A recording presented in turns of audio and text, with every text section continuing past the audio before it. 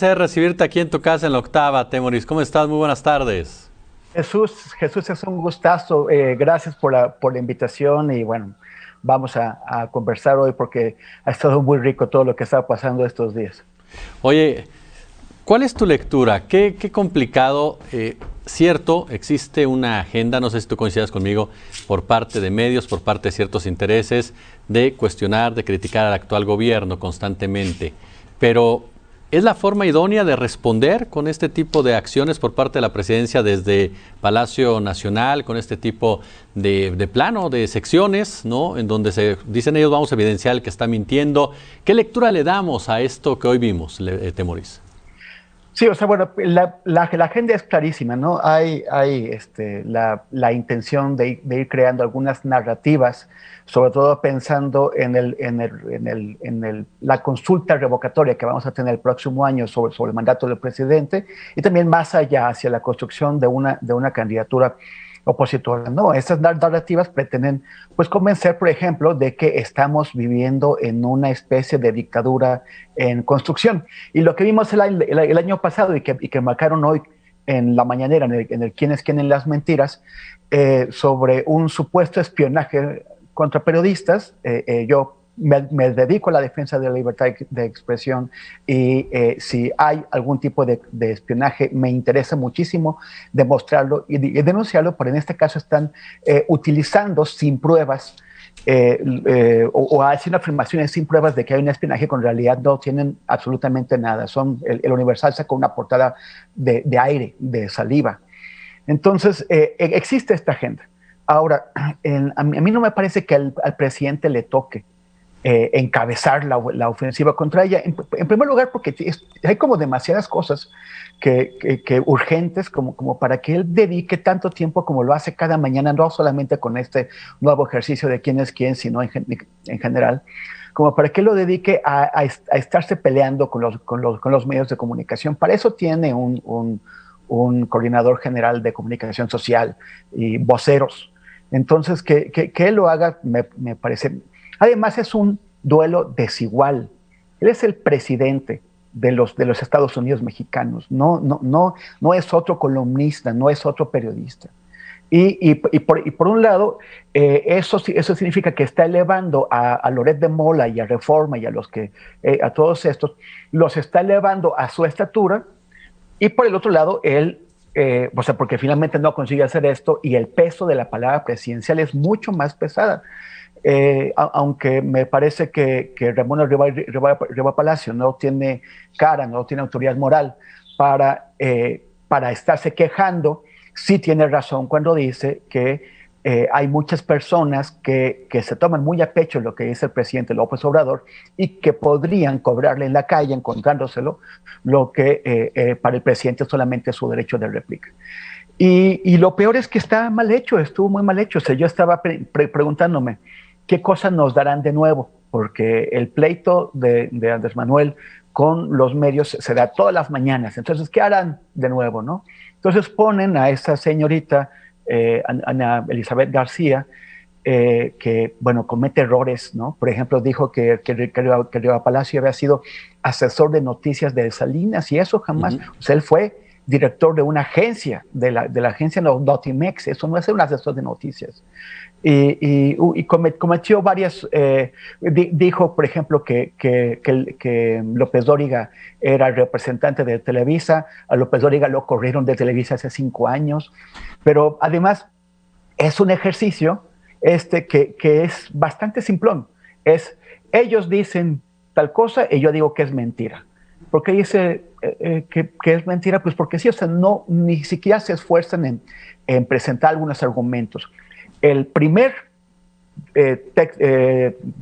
asunto que presentaron, que es el de esta portada exagerada, manipulada, inflada del Universal sobre el espionaje a los periodistas, es fácilmente desmontable. Yo mismo lo hice en 3 posts Sí, así es. que publicamos. O sea, es tan burdo, lo hicieron de una forma tan torpe y tan burda, que no les hubiera costado nada de trabajo desmontarlo, presentarlo.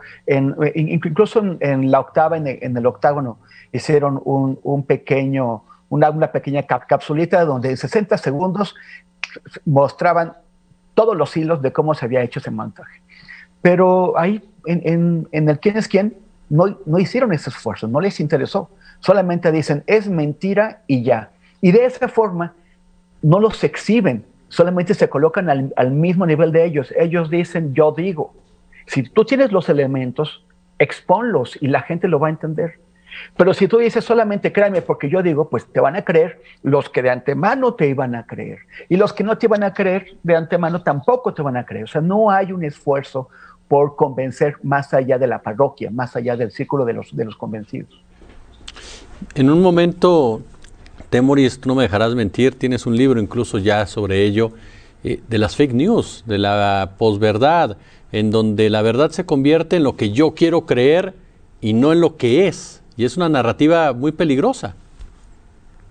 Sí, y como, o sea, finalmente se crean esas cámaras de eco, ¿no? Esas cámaras en donde solamente oímos a aquellos que nos gusta escuchar y de antemano nos cerramos ante los otros. Entonces se pierde la comunicación. Y la oposición tiene una cámara de eco y el presidente y sus simpatizantes tienen otra cámara de eco en la cual solamente su realidad se afirma. Podemos ver el reflejo de esto en lo que pasó o lo que pasa todavía en Estados Unidos, ¿no? Por ejemplo, un evento tan evidente como fue la toma del Capitolio que hicieron un grupo de loquitos en enero en Washington, D.C., para cualquiera que ve noticias fuera de Estados Unidos, es muy claro que esto fue una provocación, fue una maniobra muy peligrosa que costó vidas y que fue una locura, una especie como de protointento de golpe de Estado. Pero si tú ves la cámara de eco del trumpismo, es todo lo contrario, es un grupo de gente, de amantes de la libertad que trataban de evitar un fraude electoral y de defender a la víctima que es su líder Donald Trump.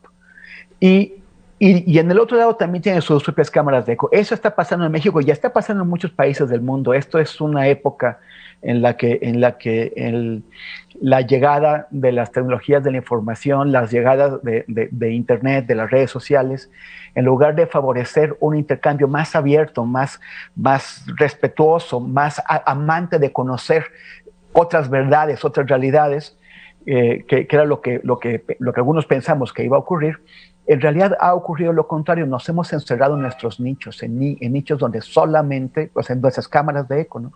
Donde solamente oímos una verdad del mundo. Entonces se crean estas verdades disociadas unas de otras, contradictorias, en donde la gente no se entiende. Porque cuando yo estoy instalado en mi cámara de eco y solamente escucho que Andrés Manuel es un monstruo, es un monstruo, es un monstruo, y frente a mí se coloca una persona que dice, oye, el presidente hizo esta reforma en las pensiones, esta reforma en la educación, hizo estas cosas buenas, a mí me parece de entrada que ¿cómo es posible? ¿Cómo puedes creer? Seguramente eres un zombie o eres una persona manipulada o tienes muy malas intenciones. Entonces, lo mismo pasa del otro lado, cuando la clase media o unos sectores de la clase media, la misma clase media que votó por Cuauhtémoc Cárdenas en 1997, en el año 2000, y que votó por AMLO, la clase media chilanga, que votó en 2000, en 2006, en 2012 y en 2018 por AMLO, ahora hay un sector de la clase media que está molesta con el presidente, que lo expresó en las urnas de una manera que yo no necesariamente comparto, pero entiendo por qué. Y hay mucha gente que está totalmente negada a entenderlo. O sea, no van a aceptar que hay razones. Entonces, lo que haces es, cuando no entiendes al otro, cuando no sabes qué es lo que está escuchando él y tú estás encerrado en tu cámara de eco, pues entonces empiezas a atacar al otro y a verlo ya no como otro ciudadano o ciudadana, ya no como otro ser humano, sino como una especie de engendro, y a partir de ahí claro, se producen estas fracturas enormes en la sociedad que nos conducen hacia la violencia y el enfrentamiento. Oye, Temoris, tengo 2 minutos, pero quiero preguntarte tu opinión en base a esto. Uno, lo sucedido con el doctor López-Gatell, me parece que es muy claro lo que pasó en las últimas horas. Se basa todo en un clip de 30 segundos y comienza, perdón que utilice ese término, de nado sincronizado. Y 2, que también es otro tema que me llamó mucho la la atención, lo que pasó con el PRI. Sé que son dos temas diferentes, pero ¿qué me puedes decir del primero? ¿Qué me puedes decir del segundo, mi querido Temoris? Pues que el nado sincronizado en este tema del doctor Gatell lo inició un troll anónimo, ¿no? Un tipo que se esconde bajo una especie de meme de cómic, se autodenomina Vampire, y el tipo corta lo que quiere de lo que dijo Gatell y además lo interpreta.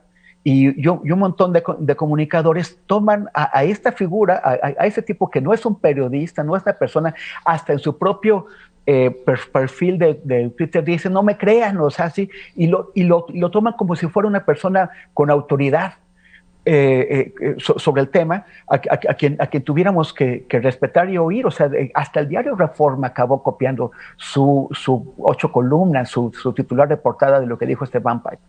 Y lo del PRI, pues qué desastre, ¿no?